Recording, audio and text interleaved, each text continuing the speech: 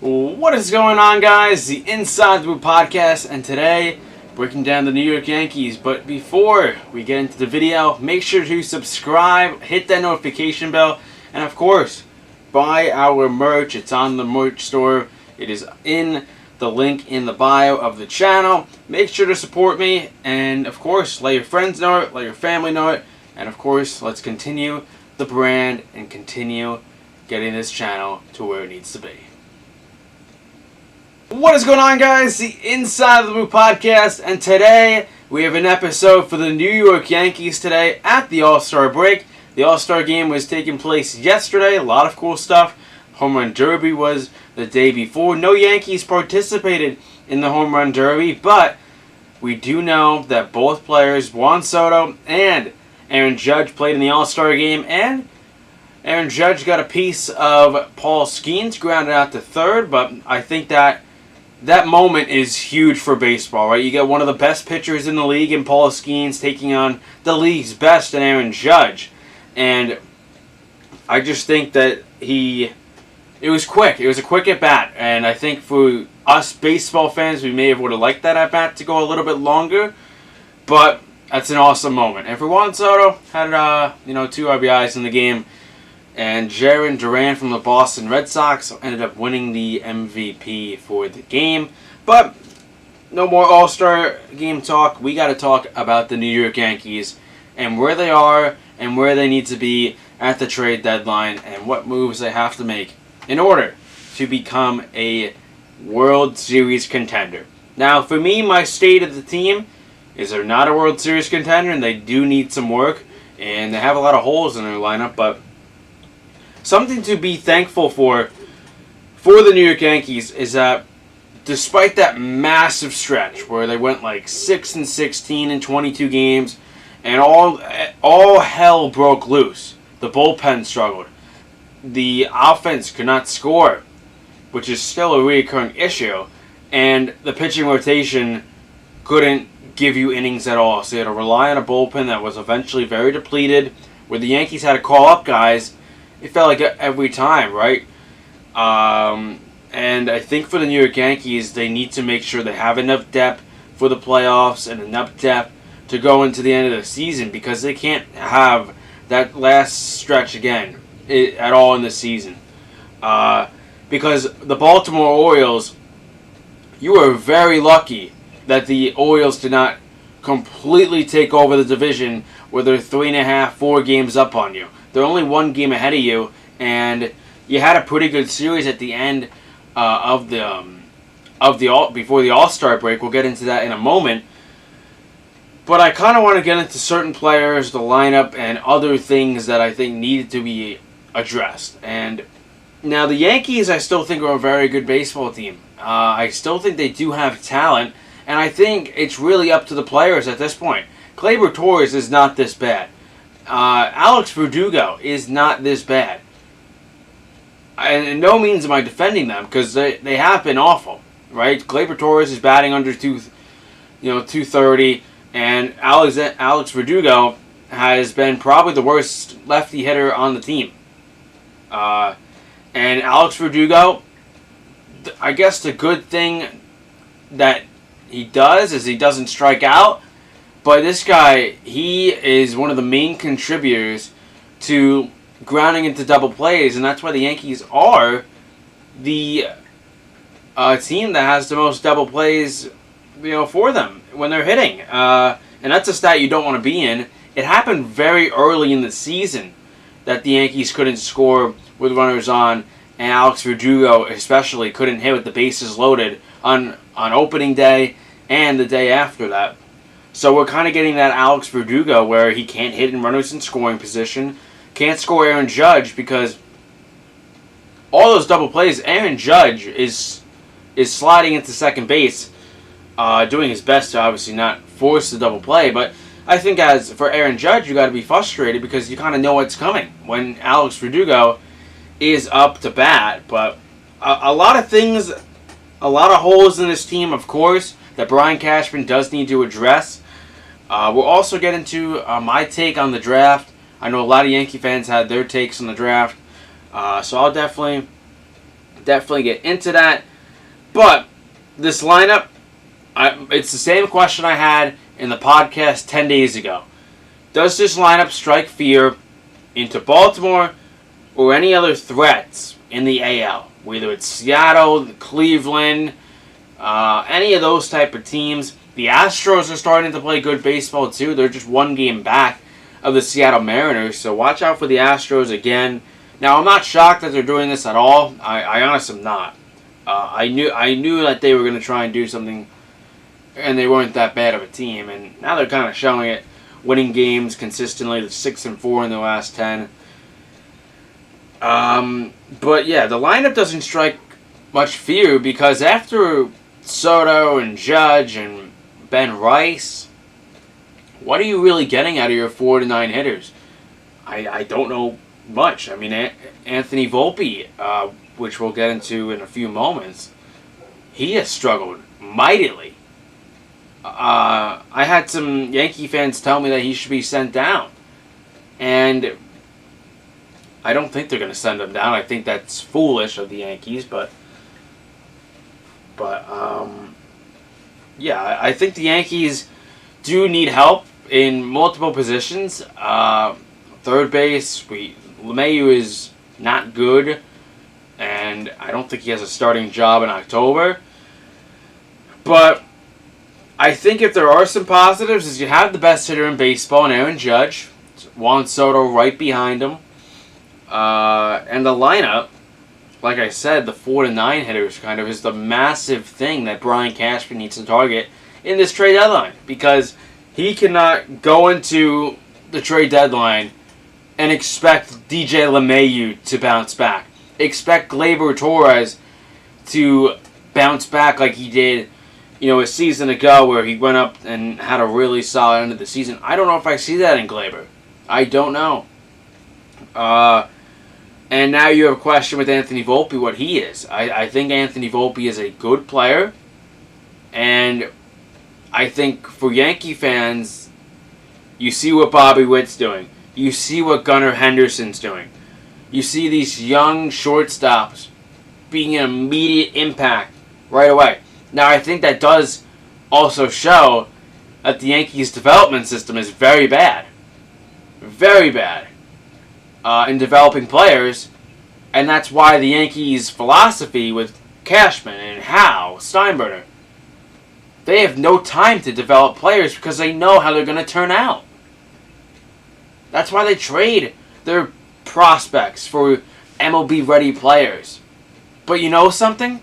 Then when those prospects leave the Yankees and they go to a different team, they're all of a sudden a better prospect.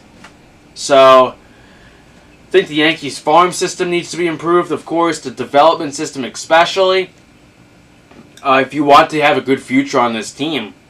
Because eventually Aaron Judge is going to retire, and eventually he's going to regress, and you have an older type team, right? Rizzo is old, he's probably going to be gone after this year. So a lot of questions, like a lot. It's not like, okay, we just need to fix this. No, they need to fix that, and that, and that, and that. Like, a lot of questions that this team needs to fix, and I think from a Yankee fan point, is there enough in the trade deadline that they can get that? Because Cashman's not going to make 6-7 moves in the deadline. That just doesn't happen. He's probably going to make 2 to 3. At least that's the hope. And I hope that those players can have a good impact on the New York Yankees. But yeah, another young guy, 25 years of age, Ben Rice. So Ben Rice has had some awesome moments. Awesome moments as a Yankee. He's had some struggles, but that's going to happen. That's going to happen, all right? In his last 5 games, he's 2 for 19 with 5 RBIs. 3 of those coming from a 3-1 clutch home run against Craig Kimbrell. He's cooling off a bit, but I love his at-bats. I love Ben Rice's at-bats. They are so good. His discipline, and he makes a lot of contact, too, and just gets unlucky, I think. I mean, he missed his home run against the Orioles. That's a home run. That long fly ball to the warning track, that's a home run in 12 12 ballparks. So a little bit unlucky there, and it'll be interesting how they use him when Anthony Rizzo comes back. I don't know if, and eventually Stanton's going to come back, so I don't know if they're going to send him down. I hope he stays in the lineup. He can catch too. So if they want to run another 3 catchers like they did, with Ben Roper when he was a Yankee, so they could do that. So I think there's still a lot of options, and I don't think there's any signs they're going to send him down. But getting into another young player, a young player that I really love. I do admit it. I do love him as a player. I love his defense. He's the shortstop, Anthony Volpe. I think the first main thing that we have to tell Yankee fans is that this guy's not Derek Jeter, and he doesn't have the I know the sky is the limit for Anthony Volpe, but his ceiling is not near Derek Jeter. Derek Jeter and Anthony Volpe, not the same. The Alex Verdugo miscue, that's baseball. That stuff happens, and it sucks the Yankees didn't sweep them, which was obviously their goal, but they took 2 out of 3 against a good Baltimore team, and I think there are a lot of good things that happened in that series. The bottom of the lineup started to play better. Austin Wells with the home run. Oswaldo Cabrera doing some good things. So I think there are some things to look forward to in the second half for this Yankees team. But getting back to Anthony Volpe. The thing with Anthony Volpe is, of course, the downfall of his batting average. He was batting at a point of around 280, 290, almost 300. He's batting very low now. And his OPS is very low. And I look at OPS as a major stat. When I see a high OPS, that's great plate slugging. So I don't see that with Anthony Volpe. Now, I don't know the downfall with Anthony Volpe. I don't know what it's going to be for the second half. Did he need that Allstar break to start getting better at bats, fixing his swing? Or are we going to see the same Anthony Volpe that we saw the season ago where he only batted 200? Now, yes, he does get on, he does get on base and he does get hits. But when you have 3 games and you go 1 for 4 in all of them, that's 3 for 12, right? And then you do that, continuously. So you go 5 for 18, or something like that. And then it gets and then you put an 0 for 5 performance. So now you're 5 for 23. That catches up to you. Now, yes, in his last 25 games, he has 19 hits. That's not bad. That's not great, but it's not bad. It's not like points where I have 19 points in 25 games. So 6 games where he didn't record a hit, and that really hurts your batting average. Pressure's getting to him too. When he sees Derek Jeter and Anthony Volpe, and you put 2 together, they're not going to be the same player. And say what you want about getting Corey Seager, getting Marcus Semien to play short, or, something like that. Those big free agents that the Yankees didn't get. The Yankees' belief was Anthony Volpe was going to step in and be that young player. Right now he hasn't been. But he has shown signs that he can bat 280. He's done it. He can put really good at-bats together. He's done it. He can steal bases. He can do that. So there are tools to his game that make you want to believe that he's a great player. But right now, he's not. He's a good player. We need him to get to great, elite, and get him into that Gunnar Henderson, Bobby Witt conversation. He's not in that right now. He's outside that box. He's outside that circle. He was taken out of the leadoff spot as well. And, like we said, costly error at the end. That happened. Now, more for Alex Verdugo. Today's date is July 17th. Alex Verdugo has not hit a home run since July 6th. He has 21 strikeouts in his last 25 games. That's not Alex Verdugo-like. He doesn't strike out like that. He makes contact a lot. And he's not doing that. He's constantly grounding into double plays. The Yankees lead the league in double plays. He's had multiple opportunities to drive in runners. He should probably have about 10 to 15 more RBIs than he does.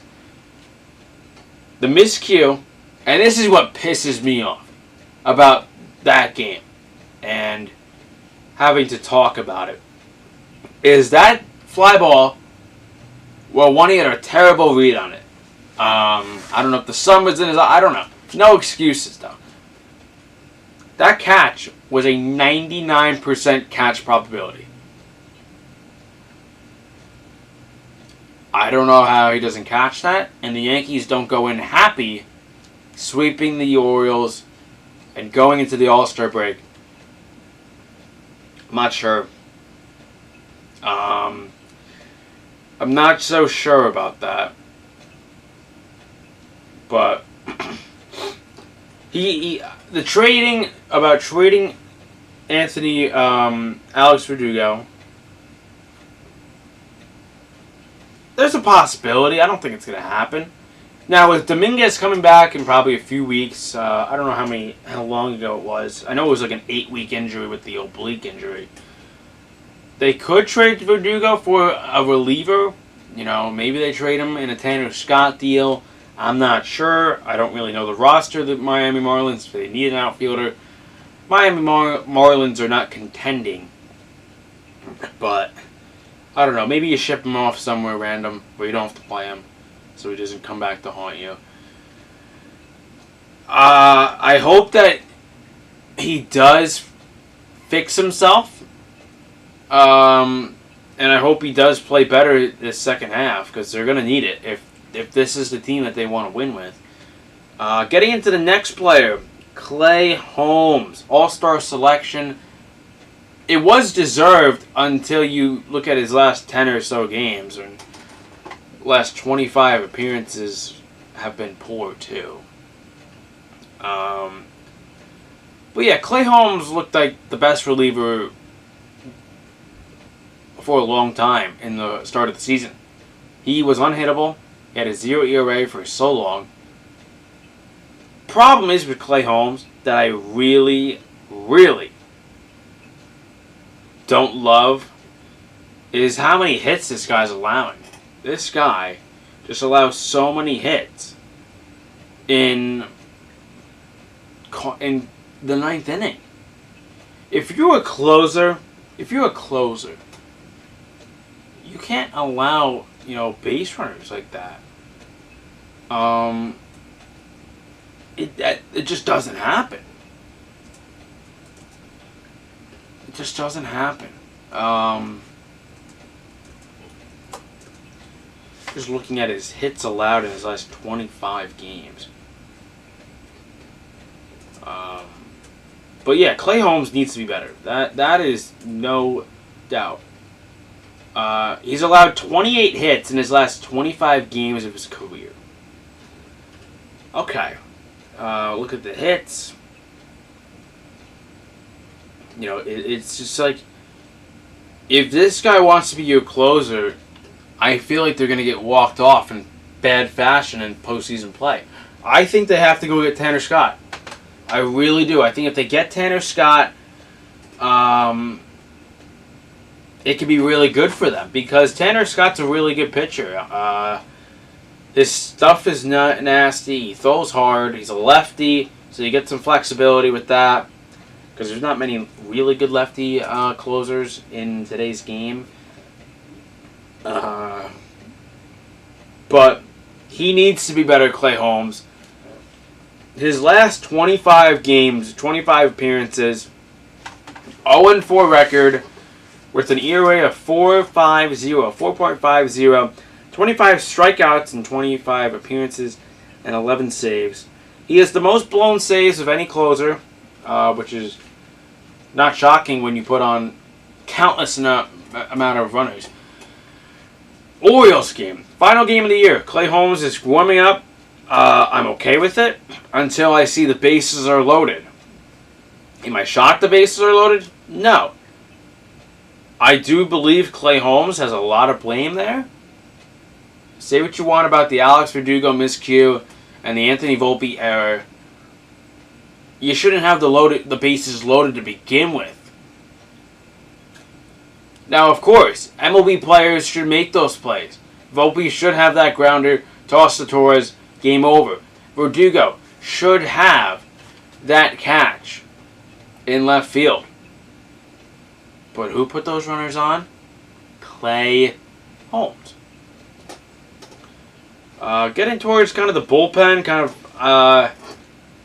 of the thing that we need to see is Tanner Scott to New York. I need to see it, man. I need to see Tanner Scott in pinstripes. I really do. Let's look. Let's search up a stat, of course, for Tanner Scott. In his last 25 games. Yeah, Tanner Scott in his last 25 games, an ERA of 0.66. That's unbelievable. And I'm looking at the teams, he's playing against.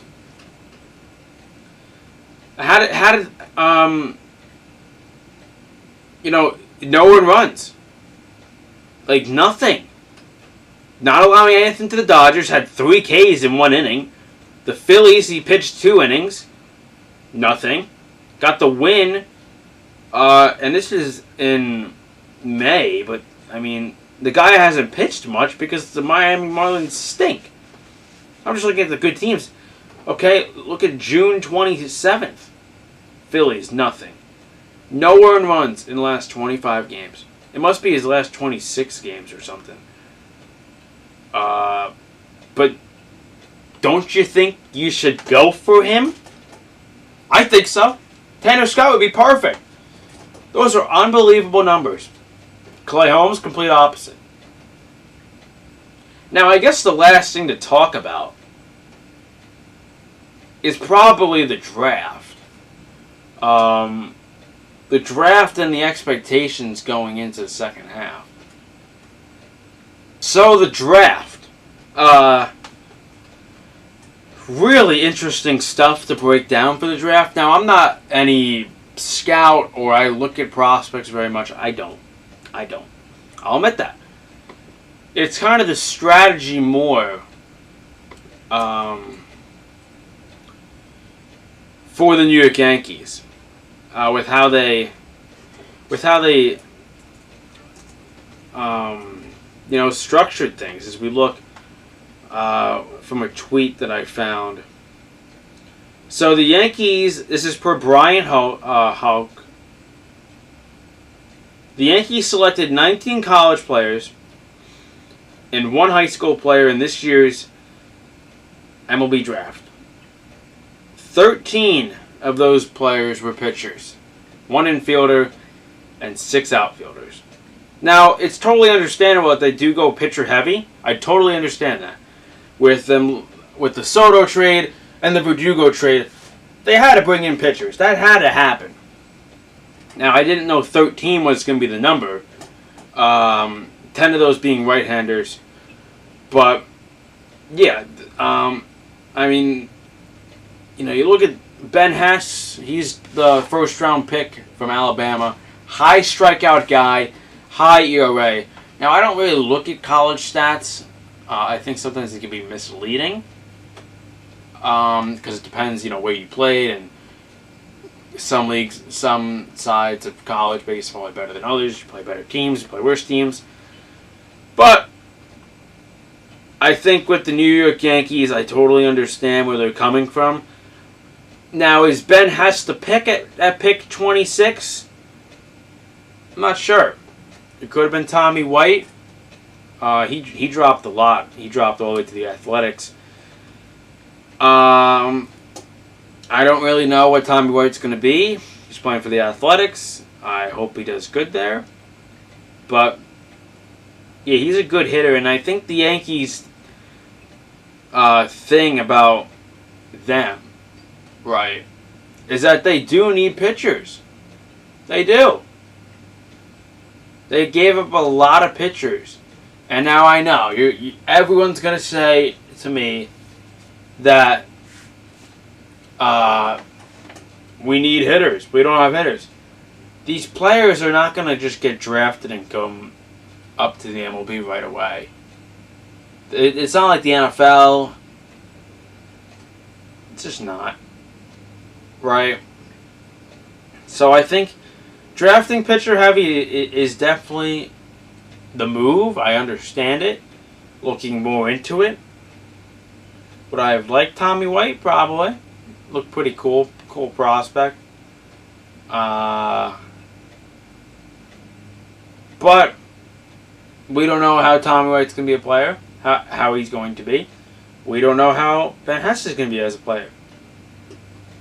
Now, I guess to wrap this pod up for the expectations, once again, don't forget to check out the merch. Always in the link in the bio, Instagram bio. You know where to follow us. The expectations for the New York Yankees. Number 1, win the division and overtake the Baltimore Orioles. Number 2, you got to figure out this 4 to 9 hitters. What is Alex Verdugo to the team? What is Anthony Volpe to the team? What is, Oswaldo Cabrera's job? What is DJ LeMahieu to this team? You have to start looking at postseason ball and what you want your lineup and your best lineup to be in either a wild card spot or playing a team out of the bye. And if you play a wild card spot, there's a lot of different teams you could play, right? But the team needs to be better, and they need to figure out what is going on with their young players and who they're going to trade for at the trade deadline. Because the teams that are going to be busy always. The Dodgers are going to be busy. They're always busy. You need to know what the Baltimore Orioles are going to do. Because Baltimore now is in a mode that they can start letting some prospects go and trading for big names. The rotation is a little bit young. Aside from Corbin Burns, do they go after a guy like Garrett Crochet? Do they have to go after a bullpen arm like Michael Kopech? Do they find a way to get Tanner Scott? What do they do? What does the Orioles do? Because that's my main concern at the trade deadline. Is what do the Baltimore Orioles do? Not what the Red Sox do, because they're behind you. You could see what the Cleveland Guardians do. Seattle Mariners, Houston Astros. So I think those 4 teams, Houston Astros, Baltimore Orioles, Seattle Mariners, and the Guardians, what do they do? What do they do? You have to make a bunch of the moves, quality over quantity here. If you make 2 really good moves, 2 or 3 really good moves, and maybe 1 okay move, that's fine. If you get Tanner Scott, Luis Renfroe, I think his name is, from the Angels, and maybe a pitcher there, I think you have a really good shot at doing things. Because you need a hitter, and the bullpen is a bit skeptical. Aside from Luke Weaver and Michael Tonkin, Cousins looks okay. He looks decent. What is it with Tommy Kahnle? Is he going to develop another pitch? Or am I going to see 90-mile-an-hour changeups getting belted because he can't figure out another pitch besides a fastball? What's it going to be with Carlos Rodon? Second half. The rotation. So many questions that I would love to see what this team does. But anyways, guys, that's going to do it for the Inside of the Booth podcast. That's going to do it for the New York Yankees talk. All-Star break talk. A lot of questions. that need answers. But we will see how the Yankees do. They play on Friday, and it's gonna be tough. Hopefully they win the division, and I'll see you guys in the next one. Peace.